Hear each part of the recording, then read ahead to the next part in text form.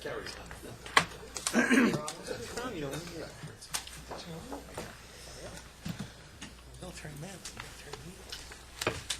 have two, so it must have stolen it in the office. I never. Should be. All right, well, we'll just deal with that one.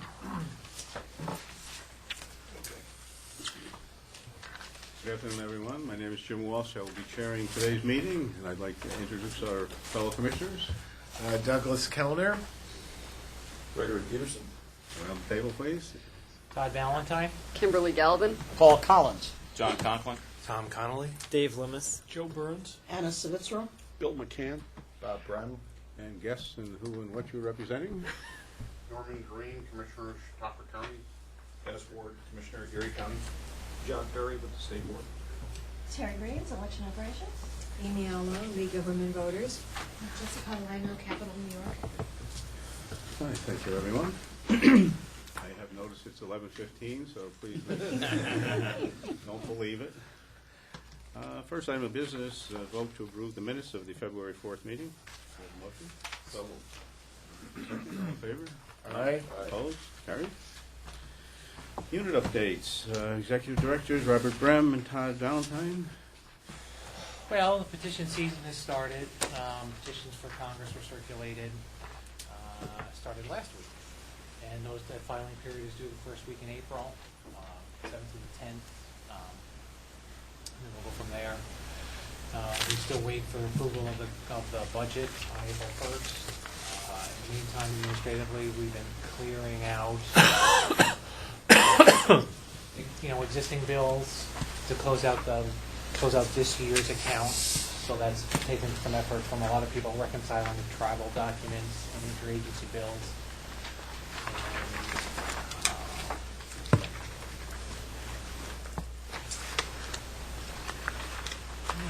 And we're just kind of waiting. Bob? We've resumed for the year the monthly calls with the county commissioners, and January was the in-person meeting, February was the resuming, so we have a schedule. No, and I don't think so. I think they work really well. We meet via conference call with the officers and try and come up with an agenda, and then keep that contact going on a monthly basis. So you've given me a copy of the agenda that we had, and you're interested in any specific issue that we've been dealing with. We did send out our legislative packet after the last meeting where it was approved to all of the members of both the Senate and the Assembly committees and the leadership of both houses, and to the governor's office. So we did do that follow-up also. It is budget season, so we are drastically working to get all the bills paid that we can that'll fit into this fiscal year, because the cutoff date for that is March 14th, and then anxiously awaiting what next year will bring to that issue. And I don't think there's anything specific that we probably won't cover elsewhere. I think generally we had a meeting with the New York City executive staff with Dawn Sandow and Michael Ryan in mid-February to review with them a number of issues related to their list maintenance and also the DOI report. And I think in PAO, I think it was Todd and I and John and Tom from PAO and also Dave Loomis that met with the city. I have to say I thought it was a very refreshing meeting. I think we covered a lot of ground in the many hours that we met with them as to what the list maintenance efforts need to be, and they're working to update those as much as possible. But I thought it was a refreshing meeting. I thought it was very positive. I think it shouldn't necessarily be once every couple of years, but certainly I think you should know that I thought it was a very worthwhile visit, and I think they genuinely sound and are making I think all the right words that we're seeing and hearing from them, that this is something they take more seriously now than they have in the past, and I think that's good for all of us to have an updated and clean list. Any questions? Thank you, gentlemen. Legal, Kim Galvin. Thank you, Commissioner. I really don't have anything to add. Our unit report is kind of small. However, we do participate in a variety of meetings and calls throughout the building. I will start, again, harping on the financial disclosure filers. I'm currently working with J-Hope on a number of things, one of which is the financial disclosure list. So all of you within the sound of my voice that have to file such a document should be receiving from them shortly an email allowing you to access your profile online, and I'll continue to send you updates and emails regarding that. Do you have anything to add? Yeah, just by way of information, on Friday I received word from the Attorney General's office that the last open piece of the Credico case, the plaintiff's attorney's fees, had been resolved, and they had filed a stipulation with the court to that effect. Thank you. Any questions on legal? Thank you. Election operations, Anna, please. Thank you, Commissioner. We have reached out to, subsequent to our last board meeting, the 8 counties that were not using memory cards for the production of their election night results. 7 of the counties have spoken with our staff. We've walked them through the process. We're comfortable that they know what they're doing. A couple of the boards did a test upload of that data, so we're going to reach back out to them prior to the June primary to make sure we're on board. We do still have to work some conversation into the agenda with Westchester. They're the last county that we have not had that conversation with nor made progress with, but we'll be doing that hopefully in the next week or so. Certificates of vacancy were prepared for the balance of the vacancies that we were aware of. We have 12 total, 2 in the Senate, 10 in the Assembly. We provided the county boards the paperwork they need to extend their shoebox contracts. Those expire this month, and we're hoping that the comptroller agrees that the new contract will be for a 2-year period instead of 1, so we're not always chasing paperwork with the county boards. The funds don't expire, but the ability to reimburse does, so we want to make sure that that's seamless for the county boards. Staff is working on writing the candidate management system for the petition filing for congressional seats. We worked with the Office of Court Administration to get the list of Supreme Court vacancies. All of those documents were part of the March certification that went out to county boards. It provides information on where to file, the order of the parties, the various emblems, party colors for primary ballots, etc. We continue to revise our county board procedures. We hope to have the first batch of those to you at your next meeting. Those would be the ones that the county boards could benefit most from. There's a change in the test deck process that should save some time and money. We're also looking at the quarterly maintenance aspect of county operations to see if we can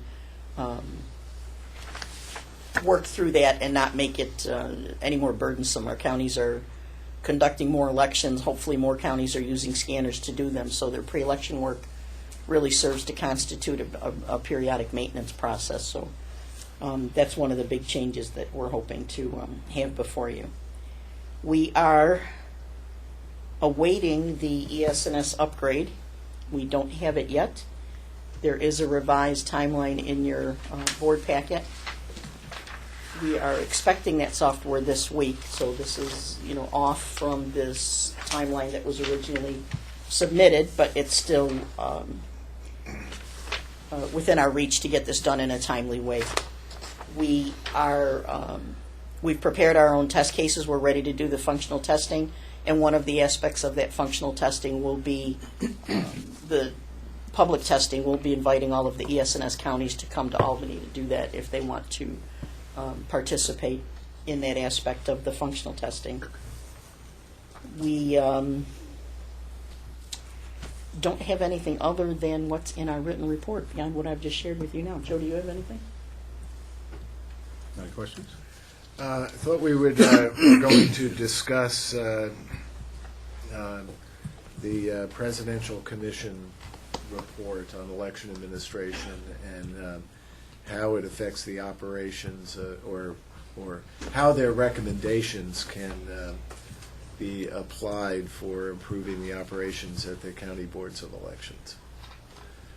In my review of it, I was happy to note that there are some items that we've already addressed. For example, they recommend no wait time more than 30 minutes, which we've addressed in our own regulations. They do encourage county boards to track voter turnout for purposes of committing resources, inspectors, as well as equipment, et cetera.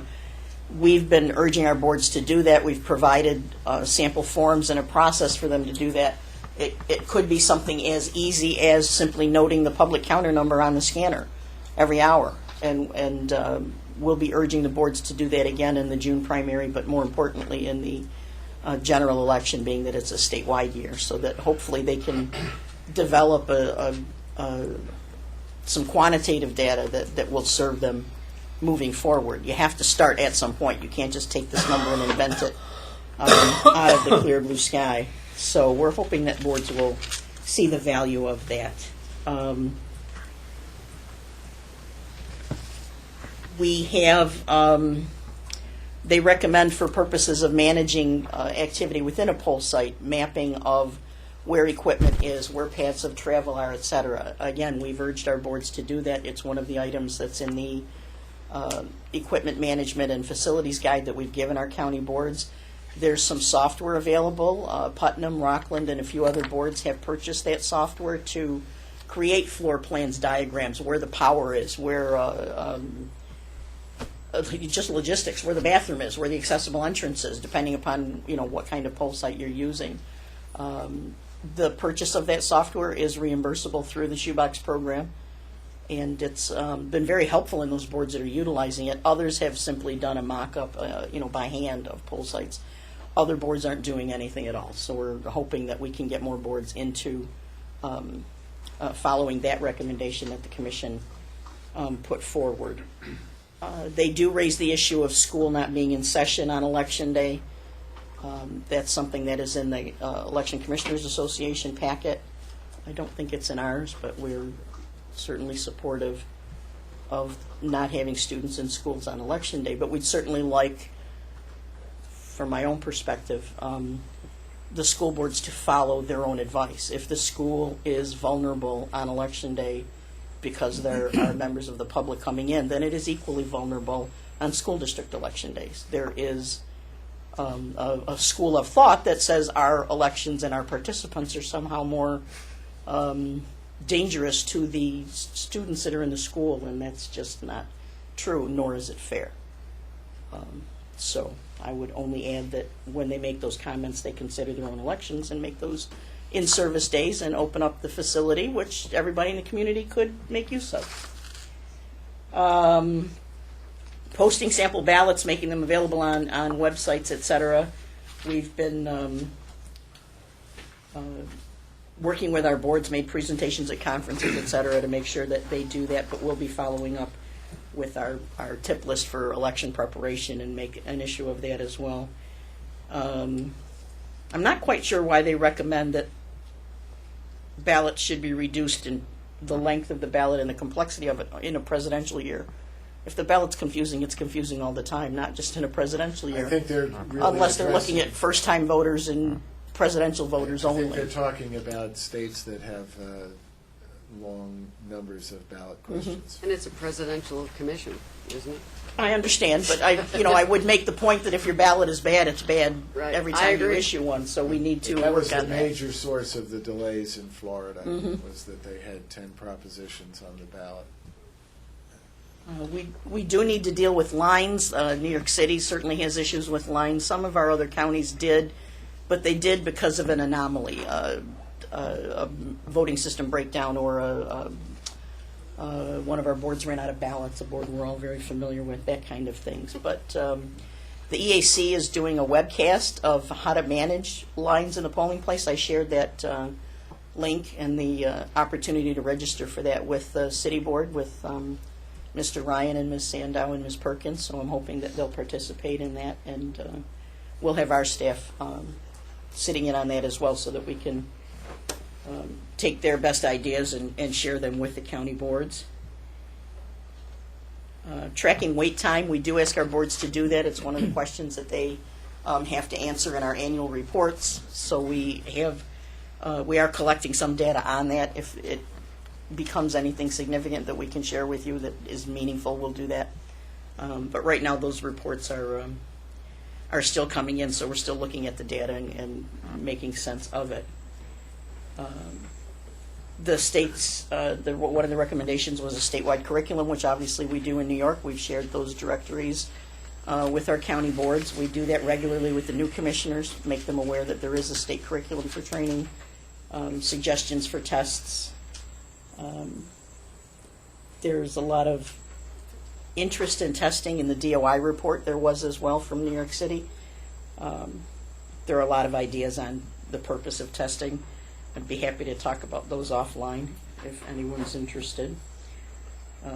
Poll site accessibility, checklists, standard forms to make sure your site is accessible. The NVRA unit does that right now with funds that were made available through HAVA. It's an extensive document for making a site accessible, and there is no longer a waiver process in New York. Every poll site has to be accessible. And I think we've got compliance there, but something that continues to need monitoring, obviously. Post-election audits, which we do in New York. I was really happy that we had a lot of pluses in our column when it came to that presidential report. They do get into a bit about certification of voting systems, but other than our traditional kinds of problems, we think the process works pretty well for us now once we got out of that first foray. And if you look at their the report, cost of it. it's really modeled on what we did. Right. So I was very pleased reading their recommendations and ticking off the things that we do and that we would remind our boards to do as opposed to them hearing it for the very first time. We have made a lot of progress in that regard, so I'm very happy to point those issues out for you. I think in general, I agree with your comments. The biggest thing that we need to focus on, particularly in New York City, is the efforts to bring waiting time down to the 30-minute limit as proposed in their report, and to at least get New York City to try to pay attention to their calculator program that they've put together in terms of how the local board needs to determine what the appropriate staffing levels are in order to meet those time limits. And I think that guidance is useful. The other thing on the report is really an issue that I've asked when the public information unit report comes up, which is doing the what is it? ERIC, right? And the Presidential Commission has strongly recommended that, and so I'll wait for Mr. Conklin's report to raise that as a discussion item. Just a curiosity point, what kind of creative suggestions have been given to cut down on the wait time? Anything new? Well, we've had instances where some boards really only dedicate one scanner to each election district. They have additional scanners. If they don't, they should buy them. This seems to happen in boards that do have HAVA money in their shoebox accounts to purchase the scanners, although the county would have to purchase them first and then be reimbursed. But having additional equipment so that if you do have that influx of voters, there's more than just that one scanner to go to. It also encourages, if you have a lot of activity in a single ED with that single scanner, if you had multiple EDs in a polling place, a voter should really be able to go to any scanner. It's one of the big pluses of having a scanner as opposed to that traditional, this is your table, your line, your scanner only. So we're hoping that we can make some progress with those boards that are doing that. We really don't have lines and wait times, again, unless there's an anomaly, but that would be the instance that I would recommend. Outside of New York City. True, yes. Sorry. I should have finished that part, added that part first. But yeah, they can dedicate the proper equipment, and if they need a coordinator in the poll site, certainly staffing. I mean, it would cost them more to do that, but you do need someone to help direct traffic in that kind of a poll site, make sure voters get to the right check-in tables, et cetera.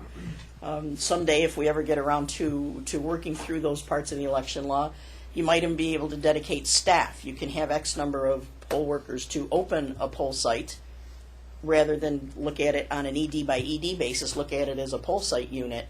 And then when you had your influx of activity, for example, maybe upstate it's from 3 to 7 at night, that's when you would bring your inspectors in. You don't need to pay all the inspectors for a 16-hour day. Pay the inspectors for the work they're doing when they come in to do it. And that would certainly maybe help recruit and retain some inspectors, but also give you the help when you need it and not have that sense of, what am I doing here, wasting my time kind of thing in the other parts of the day that aren't as active. So that's something that we could hopefully work on in the future. Good points, thank you. NVRI Public Information, John Conklin, please. Thank you, Commissioner. PIO remains busy. Petition time has started again for the House of Representatives. We've got a lot of questions about that. Village elections are next week. We've been getting a fair amount of questions about that. We participated in a lot of the discussions and meetings that Bob and Todd mentioned, so I don't really want to be redundant about that. There's not too much to add beyond our written report, so probably if there's any questions, we should probably go right to them. Any questions? So why don't we start with Eric? Well, I mean, Explain what it is and what we're doing to investigate it, and or what we need to do to reach a conclusion or analysis. Well, I mean, one of the things that was brought up in our meeting with New York City, because it was recommended in the New York City DOI report that New York City Board look at other data sources, and it was also recommended in the Presidential Commission report that a couple of other systems be looked at, two of which are ERIC and the Interstate Crosscheck, which basically are both kind of multi-state consortiums with the goal of kind of comparing data across, from different states to see whether or not there are duplicative registrations, incorrect information. With regard to ERIC was originally developed by Pew and IBM, and then they handed it over to the board of directors, which basically is made up of representatives from the member states. There are currently 9 states in ERIC. What they do is they basically get information from the bare minimum information is the voter registration rolls and the DMV records. They get that from each of the member states. They upload it every 60 days.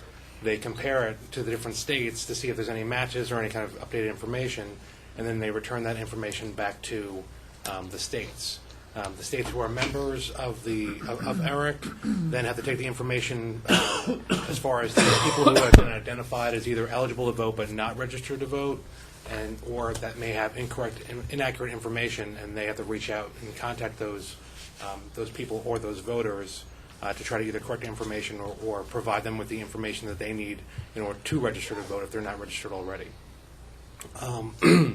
As far as that goes, the ERIC system is there is a cost to it. There's a $25,000 membership fee to pay initially, and then there is an annual dues that's based on two things. Number one, how many voters you have, and also how many states are part of the consortium.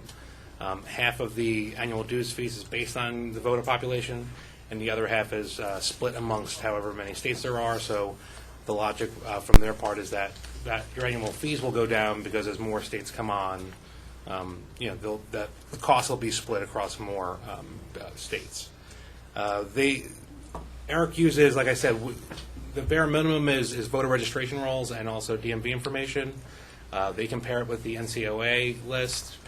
They have the Social Security death index, and then basically any other statewide data file that a state wants to include in the feed that they provide, they can. So anything that any state provides would also be used in comparing different voters. As far as the interstate cross-check, which is a little bit more of a more simpler version, that's done on an annual basis. Basically what each state, as part of that consortium, of which there are currently 26, They upload their voter file that contains also voter history for the previous election once a year in January. Kansas is the state that basically runs this. So all the 26 member states would upload their file. Those files would be looked at for duplicate registration and also double voting to see if they have voter history in both states. That information is then prepared and then returned to the states in early February. And then those states who receive the information can then take whatever action they have to take based on the information they receive. That system is free. And like I said, it's currently 26 states. That has been growing. I think they're in their 9th year now. And like I said, it's done on an annual basis. So those were the two that were mentioned. 26 states? There are currently 26 states, largely in the Midwest. According to the President's Commission's report, I've got it here, it says 29 states for the Interstate Voter Registration Cross-Check Program. Well, they may have added 3 after, because I know the letter from Secretary of State at 26. I'm just looking at the report, at the Commission report. So the commission, which, as you know, was nonpartisan and had substantial contribution from both parties, strongly recommended that the states use these interstate cross-checking systems in order to update their registration records. And I think that we should be moving forward to implement them unless there are real reasons not to.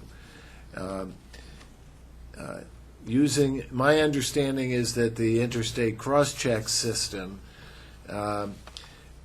just is a very crude match system, so it would still require significant work to actually do the matches after you get the data from other states. Yes, and the Secretary of State's letter to the Presidential Commission stated that various states do various things with the information. Some of them focus more just on duplicate registrations, depending on how many what resources they have. Some of them might focus more on the double voting issue. Some of them might focus on both.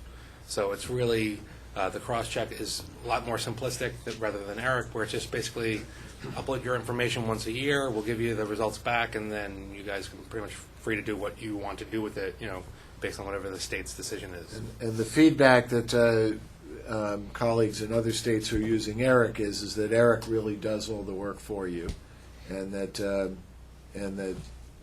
the file you get back from ERIC is in a form that can be immediately used.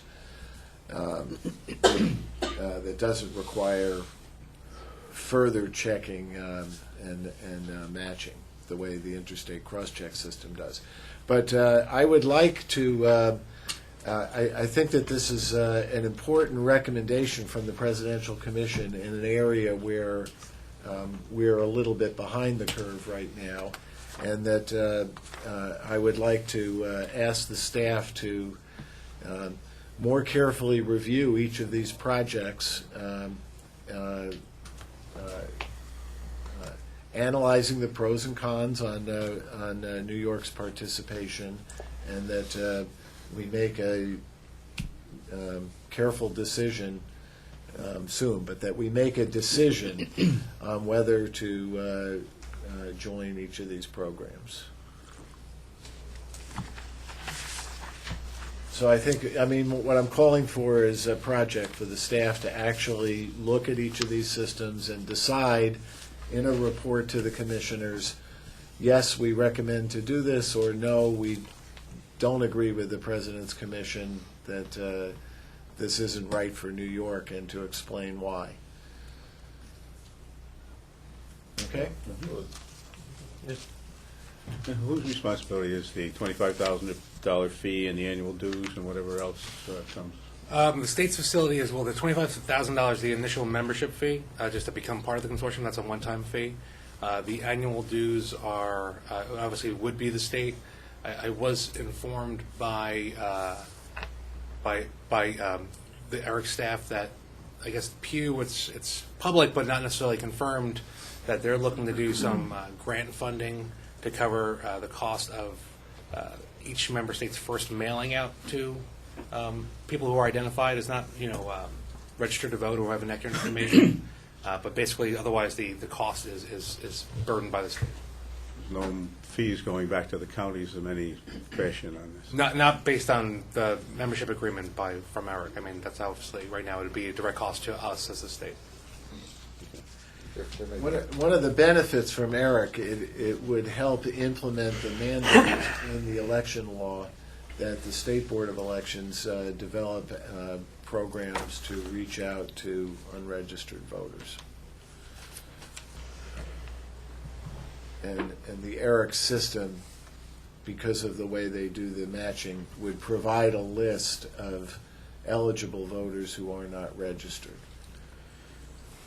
I mean, their rule of thumb is that about 25% of eligible voting population is unregistered, but based on the last census numbers that I saw, we have more than 75% of the voting age population registered in New York. So the number of unregistered but eligible citizens in the state is probably a lot less than 25%. Oh, yeah. I think it's closer to 7%. We're joined by Commissioner Moore from Erie County. Welcome, Commissioner. Welcome, Commissioner. So the ERIC system has sort of a carrot and a stick approach because they provide you with a list and then you're required to contact, I believe it's no less than 95% of what they give you, and if you don't, they'll come back and punish you for not having made that effort. So there would be costs associated with reaching out to all of those people in the list that you're provided with. It's true, but we're supposed to be doing that under the I understand. mandate of the statute now. And my understanding is also that some of those mandates have changed over time by the board because it used to be every year and now it's every federal year. And it's also a matter of contacting, so it's not necessarily dictated by first-class mail, because I know one of the fields is email, but with regard to, let's say, those people who are ineligible, or not eligible but unregistered, who would likely be coming from DMV, the question then becomes, well, how many people from, who fall into that category have provided DMV with an email address so that the contact can be done via email instead of mail, just, reducing the cost. But this These is are exactly the yeah. kinds of issues that I'm asking that you Right. address and get a report to the commissioners so that this is on our agenda to make a decision on this rather than just talking about it. Okay. Thank you all. Campaign Finance, William McCann. Thank you, Commissioner. Firstly, we did file our order to show cause for our January periodic filing. That was filed on February the 27th. We brought an action against 559 filers. That matter is returnable on April the 4th. Pursuant to the direction of the board, we did solicit and receive approval from the court to serve at the addresses on file with the board. And so we did that via certified and regular mail, resulting in about 2,000 pieces of mail. We're looking at some of the cost aspects of that, but compared to the process service, but initial might be a 2/3 cost based upon the service process. But again, that's returnable on April the 4th, and so certainly we'll keep you abreast of that. Our Education Outreach and Training Unit has scheduled 26 seminars to take place between May and August, 6 of which are CLEs. And to report on an added component, we have applied in February to the New York State Education Department, their State Board of Public Accountancy. There's an equivalent program for accountants as for CLEs. For attorneys, it's called Continuing Professional Education. And so we've applied, our application is pending to offer 3 credits for CPE for accountants. We've done a review of our files in the system, and I have identified a pool of people who have identified themselves as CPAs and such. So just as an added program, as soon as we receive approval, we're hoping to have that in place by the time we start our current year's training. The training unit is also will be, as part of their training, looking to do a modest run of handbooks to have available at the seminars. And also, as is our custom, they'll be mailing out our annual filer update at the end of March, which will go to all the filers, giving them current information on campaign finance, etc. And also, that's where we also give them the filing calendar for the upcoming year, as well as the calendar of seminars, and hope that they will attend. And we also work in tandem with the county boards to solicit their support to get attendance numbers up at those. Our audit unit's working with our ITU unit right now to testing a new committee type, which is for specifically for independent expenditure committees. When the database was developed, there was no such committee type specifically for independent expenditure committees, and as we're seeing more and more activity in that arena, we wanted to be able to make modifications to the system to allow for that to be specifically referenced. And so our IT unit's working with audit. They're setting up a test of that now, and the staff is working on that. And so I don't have an exact time frame of when that would be implemented, but our goal is to implement it as soon as we have it available. Our intake and processing, of specific note, as we previously mentioned, we've implemented a new phone system. We're still working on some issues relative to that, specifically metrics, capturing of statistics for that.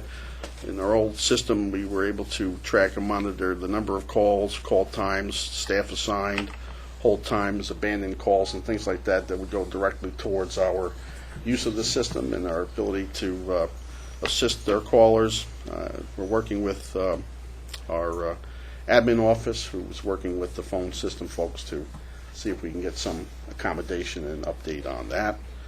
Our current active filers presently, we're still at more than 14,000. We have our regular resignations and terminations, as well as our new registrations, and we anticipate as the political season comes upon us, we'll see more and more registrations for those offices that are up this year. So with that, I'll take any questions. Thank you, Bill. ITU, Dave Loomis.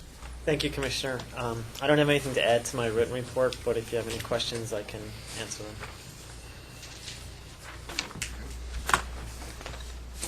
Okay, thank you, Dave. New business. Vote on a resolution to pay expenses related to Habit Administration complaint alternative dispute resolution services. Thank you, Commissioner. Under federal and state law, the State Board of Elections is mandated to have available for alternative dispute resolution purposes a vendor on contract to meet that federal and state mandate. This is an annual thing that we bring to the board for that purpose. Any questions? If not, we'll accept the motion to approve. Go ahead. On the question.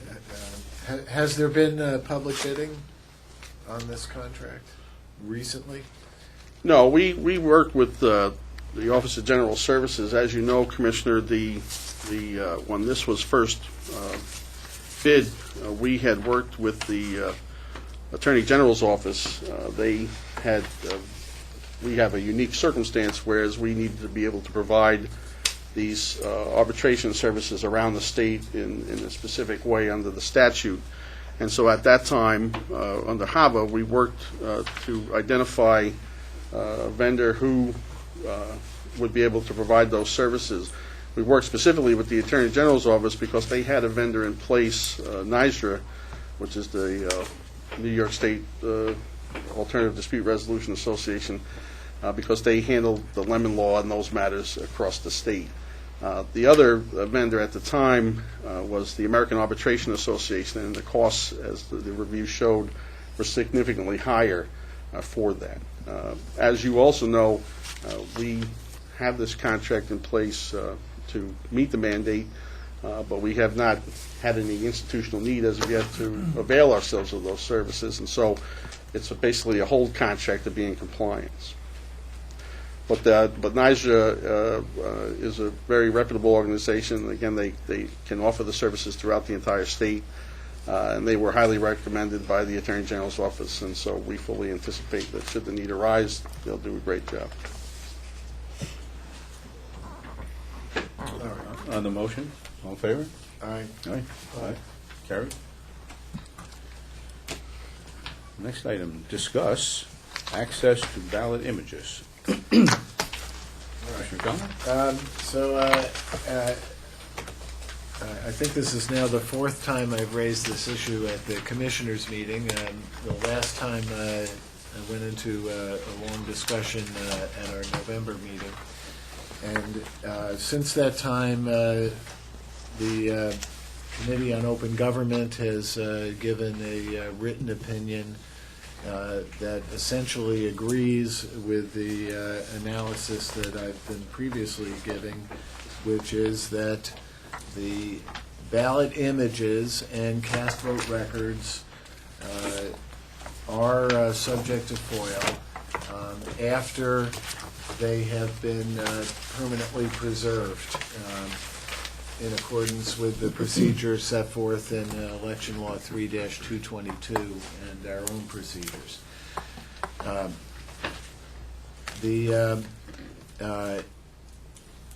I understand that there's still disagreement among some people in the staff on whether the committee got it right or whether this is good public policy, but I believe very strongly that this is good public policy that the records be made available. And I'd like to keep this on our agenda so that we can discuss implementing procedures to guide the county boards in responding to FOIL requests, and also to guide them in how to make these records available to assist the parties in pending litigations. And I've discussed this with several people, several of the Republican election lawyers who seem also to tell me that they agree with me. Obviously, it's not their call, it's the call of the commissioners.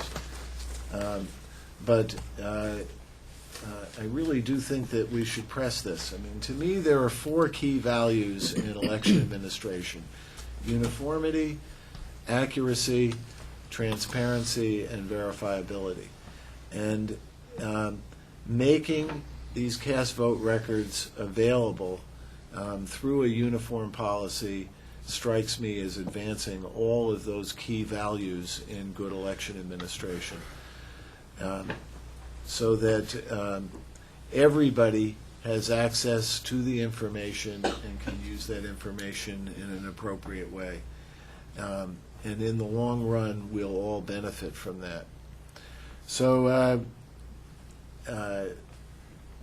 I'm told that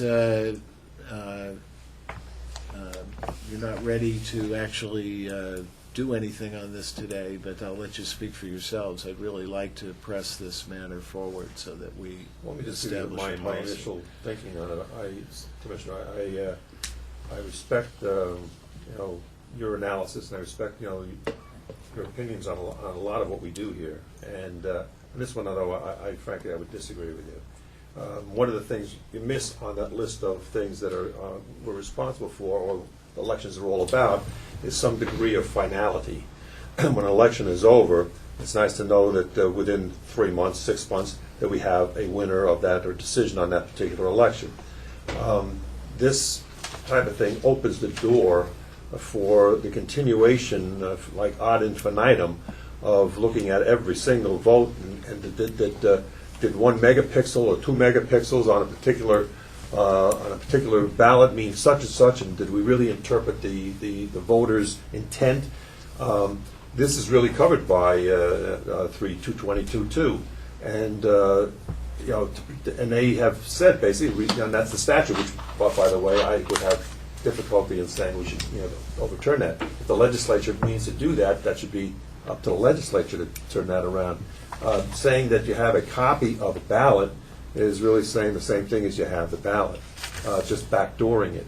So, to my way of thinking, at this juncture, I'm not willing to to approve that approach. Certainly, preserving the records for 2 years is what the statute calls for, which means that fine, it's there. Somebody wants to look at it at a later date, at the end of that period of time, fine. There is an avenue for reviewing that. If there should be something that a particular candidate feels is amiss, you can say, wait a second, I want that reviewed. I want to take a look at that. We have that procedure now in place for, obviously, for absentee ballots and so forth, which takes a long time to review. To do every single ballot in an election is really burdensome, I think, on each of the county boards of elections. That being said, the courts certainly can review any such problem brought up by an elected official, saying that there was a discrepancy or so forth in it, and it's up to a court then to review that, which I think is certainly appropriate. To say that let's just open a door and willy-nilly just say, take a look at every single vote, to me does a disservice to the process.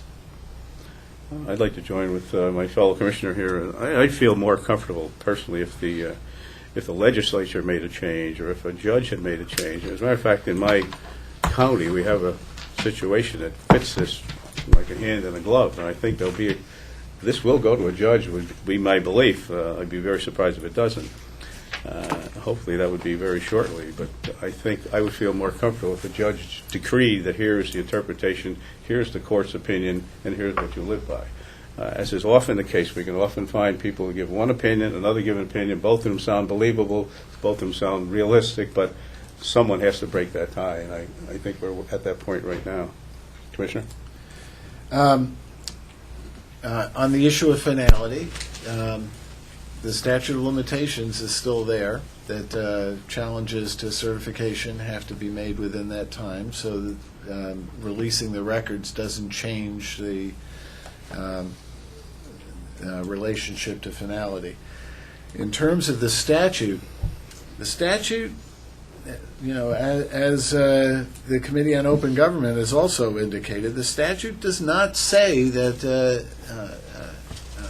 provide for any restriction on access to the ballot images.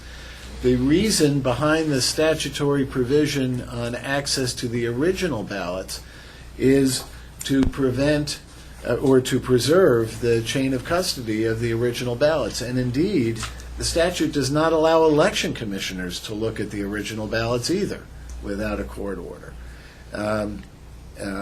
And that's to preserve the chain of custody so that you don't have any interference with the original ballots. But of course, the chain of custody is fully protected when you're dealing with the ballot images.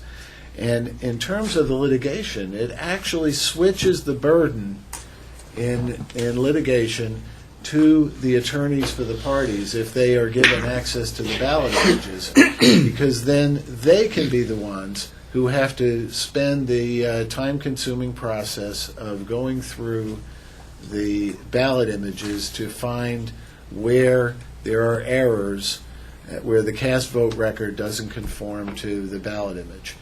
And that eliminates basically the questions that you have now, where everybody knows that there's some percentage of ballots that are misinterpreted by the machines. Whether it's 1 in 500 or 1 in 3,000, it's probably within that range most of the time. By giving access to the ballot images and the cast vote records, you're actually reducing the burden from the county boards of elections and shifting it onto the parties to say, look, you think there's a problem with the way the machines counted the ballots in a close election, you go look and find it. And then, of course, they can flag those particular ballots so that the courts and the elections commissioners are only looking at a relatively small number of ambiguous ballots instead of having to go through every single ballot. Which, by the way, for the record, I'd still say is that in close elections they should do a manual count of every ballot when it's a very close election. But that's a separate issue from whether we get access to the images. Yeah, we've gone to a different system now, Commissioner, and to me, the system was is there really because of all of the hoopla in Florida, all of a sudden you had hanging chads, what did they mean, and so forth. You're getting to a higher IT problem with basically the same situation. You know, I don't think this voter meant such and such because they put an extra an X on this thing, or to me, it goes right back to a technical version or an IT version of Florida, and to me, that's a back road. I don't know. I just don't. At this juncture, anyway, I don't see it that way. I didn't mean to interrupt you, but it's like. No, you didn't interrupt me. And I appreciate your views, and we don't agree, but at least it's on the table, and everybody knows why it's not getting done then. Well, thank you both, Commissioners. How did I wind up wearing that? If there's no other new business, our next meeting date will be on April 30th, and we do have some other business. Do we need to go into executive session? Well, we had the campaign finance determinations, which I don't know that we need to do executive session to discuss them, but there are a couple that I wanted to discuss. I believe that the What commissioners, we have the Oh, Erie County. so the Erie County has to be executive session. But so can we do these others, though, unless you want to? No, nope. There was one where we, there were actually two reports on, based on complaints concerning use of uniformed police officers and campaign ads. And we have a written opinion as well as the sentence in the statute of 17-110, is it? Am I quoting it correctly? And in one, you have a chief of police standing next to the candidate at a press conference, but not saying anything or not doing anything that implies any direct or indirect endorsement of the candidacy. He's simply doing his job by attending a press conference with the mayor. And so, in my view, that image is completely acceptable and that there's nothing wrong with it. In another advertisement, you have some images of just police officers, like police officers walking or attending public events. But then at one point, there is a uniformed police officer who's filling out a poster with the word progress on it, which is the theme of this campaign commercial. And then for several seconds in the ad, actually holding up the poster that says progress, which is the theme of the article. And I interpret that as an indirect endorsement of the candidacy while in uniform. And I think that we should try to create a bright line policy of what is acceptable and what is unacceptable in the use of uniformed police in campaign ads. And I think that the line that I would propose that we draw is that, yes, it's okay to have a uniformed police officer in the ad if the uniformed police officer is not doing anything that indirectly endorses the candidacy. But where the uniformed police officer is taking an action that indirectly endorses the candidacy, that crosses the line, and we should give an admonition making it clear that that crosses the line and that that's not an acceptable campaign practice. So that's my proposal, is that we modify that particular opinion to specifically cite the two sections of the ad where the uniformed officer is indirectly endorsing, and that we give an admonition, and that we write up the description in a way so that this becomes our policy. Kim, you have a comment? Yeah, Commissioner Keller, I just have a question. Reading 17-110. Right.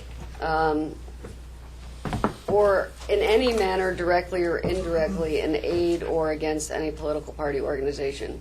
So is it your position that uniformed police officers can appear in wholly political ads, and as long as they don't do anything? Well, it's part of it is the intent of the ad. So when you're showing a mayor doing her duty as mayor, and part of that has a press conference with On another city issue? officials, right, on a non-campaign issue, and city officials are present at that campaign press conference, including a uniformed police officer, I think that's okay. The commercial says, isn't our city great? And they show firemen and sanitation workers and uniformed police officers doing their jobs as city officials.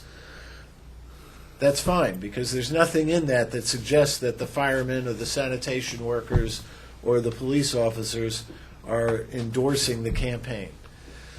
But where I think this particular ad crossed the line is you had the uniformed police officer filling out a poster, which is the theme of the ad, which, albeit, is progress. So it's not saying vote for candidate X, it's just saying progress. But the point of the ad is that this candidate has been promoting progress, and people are holding up these posters that, to me, is an indirect endorsement of the candidate. So, for example, a district attorney candidate running that uses a clip of a press conference after a big murder conviction or something like that in the normal course of the duties versus a specific campaign ad in which someone affirmatively takes an action that either Right. directly or indirectly. Or if the press conference were to endorse the candidate, then obviously the uniformed official should not be appearing in uniform at the press conference. And we have previously admonished Yes. police officers who. So that's more of a fact by, you have to look at each individual one closely That's as opposed to, the problem with the white line. It's a very fact-specific thing. Well, But except I understand his point, and I agree think with if you take this particular, and that's why I would cite the 5 seconds where she's holding up the poster. I don't have a problem with her appearing in the ad. It's her holding up a poster, which is the theme of the ad, that to me crosses the line and that warrants an admonition. Okay, thank you. I agree. All right. You got the other one. Refresh my recollection. Oh, okay. On the double voting. So, what is it? 1232. Yes. Yes. I don't mind using the names because they filed a public press release on this. True to Vote filed a very public complaint with us about persons double voting. I understand that the Campaign Finance Unit has followed up by taking our database match and the Florida database and confirming that at least the databases show voter history of 3 persons who voted in both elections in November 2010. Based on that, I think a proper thing for us to do is to open up the investigation and then actually get, for the district attorneys, the poll book records that show that each of those 3 people voted in the same elections, and that it's not, I'm not comfortable relying just on the computer voter history, because I've seen so many errors in that in the past, and that if, in fact, they voted in both elections, then referrals should be made to the appropriate district attorneys, well, including the U.S. attorney and the Florida district attorneys as well. But I'd like us to have a formal investigation and actually get the voter records. And I believe the formal investigation is required because in Florida, in order to get the voter signature record, we'd have to issue a subpoena. So with 1230, maybe we should vote on these separately. So with 1232, I make that motion that we open an investigation to get those voter records. Do you have a second? Second. All in favor? Aye. Opposed? Carried. And then what was the number for It'd be the, 47 and 36. 36 or 18? No, 18 was the odd, was the, No, that's the same. 36. oh, yeah, yes. It's 47 and 18. and 47 is the one that we're modifying? Both. It's the same issue. Okay. All right. Probably I remember that. All right, so 1347 and 1318, my motion is that we Provide specificity in the acknowledgement. right, and that the staff can go ahead if you were comfortable, just do, you can issue the final determination based on that revision. Accept the staff recommendation with the amendment. Right, that it explicitly provide Detail. detail We'll write it up. on the rule. What's the motion? And that's my motion. Second. And by the way, okay, yes, that's the motion. All in favor? Second. Aye. Carried. Does it make any sense to write a paragraph as an advisory opinion? So that we're supplementing, what is it, advisory opinion 9 of We have several advisory opinions on police officers, but Right. it would address an issue specifically of appearing in a uniform, so certainly we could look at that. I'm not trying to make a lot of extra work, but I think a paragraph in an advisory opinion might be helpful, because the question keeps coming up is just what is allowable and what isn't allowable, and I think this sort of it creates a rule or Sure. We could do it. that we should give out. Yes, Paul. At the risk of complicating this and in the interest of clarity, is it your position, Commissioner Peterson? I said, you know uh-oh. Go ahead. Is it your position that a police officer may appear at a press conference announcing the mayor's candidacy No. as long as he or she isn't holding a sign? No. Okay. And we've Then it's already- a blanket prohibition against And, that. well, we've already ruled on that. It was about 2 years ago. Okay. Where we said that it was improper for the local chief of police to appear at the press conference announcing the candidacy in uniform in a way that appeared to be an endorsement of the Well, candidacy. wait a minute. And again, I Well- don't want to quibble with you. Well, We gotta can have a a hard police rule. officer No. can a police officer be standing guard duty at the corner of the room, providing security? And the answer is yes. Yeah. Can he stand up at the dais joining all the people endorsing the candidacy? And the answer is no.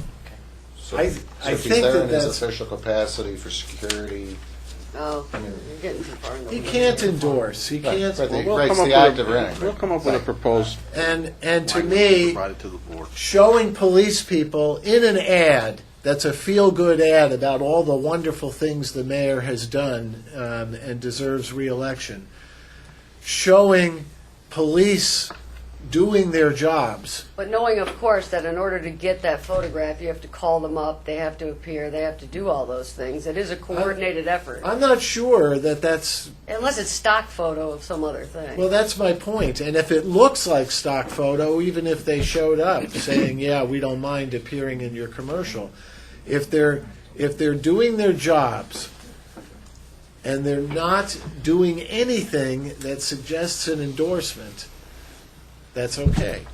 But if they're doing something that implies an endorsement of the candidacy, See, that crosses. I the understand line. your position, but like the I Love New York ads, if you see a police officer, that's one thing. If it's a paid political advertisement by a paid political activity and there's a police officer in it, I think most people infer that that police officer is supporting that candidate. Well, we could play the commercial right now. no, and I think- agree. I agree. I just think it's a factual Well, but I scenario. think this particular commercial and that distinction at 6 seconds into the commercial, there's just a 1 second shot of her making a poster. Bob and while I have in discussed it uniform. at length. And then at seconds 49 to 54, she's holding up that poster, saying, "Yeah, I agree, progress," But just before that, there were two other police officers who were photographed smiling, walking down the sidewalk, and I think that that's perfectly fine. And to me, the distinction is okay. You know that. Well, as I say, I think we should give the admonition on that one, and that hopefully then in the we'll add to the body of opinions that campaign people will understand what's allowable and when they cross the line. All right. Thank you. We voted on that. Right? Yes, we did. So then I move that we adopt the staff reports on the remaining preliminary determinations that are on the agenda, with the exception of the Erie County one, which we'll do right after we meet with the Erie Commission. Second? Second. All in favor? Aye. Aye. Opposed? Carried. We are going to executive session. We are meeting with the commissioners, Republican and Democrat from Erie County, to discuss an election case. You're welcome to stay if you wish, but I don't know how long it'll last, and I don't know to what depth we're going. And I assume we'll take action coming out of it, We will so we take- definitely need the camera. We will take a 1 second, or, Yes, we'll take a very quick short- motion on the record at the end. We are adjourned. And do we want to talk about our next date? April 30th. April 30th. Okay, good. We gained April 30th. Thank you all. You're welcome to stay for that. Not in the session, but after the session.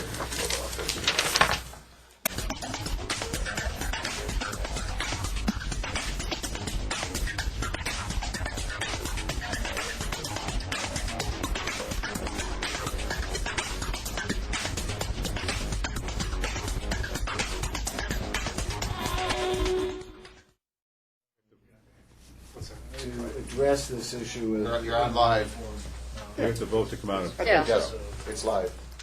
Yeah, that's what we'll just We're have not staff gonna- work. Okay, everyone, we are thankful for the guests that we've had today to explain the situation before us. I'd like a motion to come out of executive session, please. And do we have a motion to do with our, I move that we adopt the staff report on 1337, 1352, and 1375 to open an investigation. Second that motion. all in favor? Aye. Opposed? Carried. Any other business? Will we adjourn? Until April 30th, I think, wasn't it? April 30th? April 30th. Thank you all.